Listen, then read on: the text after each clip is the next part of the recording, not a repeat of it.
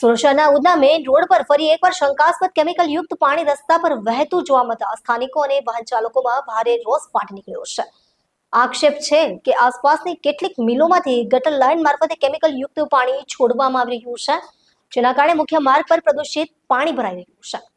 શહેરના સૌથી વ્યસ્ત રસ્તામાંના એક એવા ઉધના મેઇન રોડ પર કેમિકલયુક્ત પાણી ભરાતા વાહન ચાલકોને ભારે હાલાકીનો સામનો કરવો પડી રહ્યો છે। રસ્તા પર દુર્ગંધ, લપસનું વાતાવરણ અને ટ્રાફિકની સમસ્યાએ લોકોનું જીવન મુશ્કેલ બનાવી દીધું છે। સ્થાનિકોનો પ્રશ્ન છે કે જો મુખ્ય રોડની આવી હાલત હોય તો શહેરના અન્ય વિસ્તારોની સ્થિતિ કેવી હશે। આ ઘટના બાદ ફરી એકવાર સુરત મહાનગરપાલિકાની કામગીરી સામે ગંભીર સવાલો ઊભા થયા છે। ગેરકાયદેસર રીતે કેમિકલયુક્ત પાણી છોડતા તત્વો સામે કડક કાર્યવાહી કેમ થતી નથી?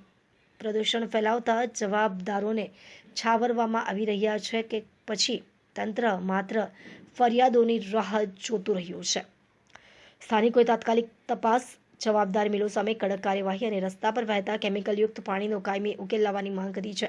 જો સમયસર પગલાં નહીં લેવાય તો આ મુદ્દે લોકોમાં વધુ આક્રોશ ફાટી નીકળે તેવી શક્યતા વ્યક્ત કરવામાં આવી રહી છે।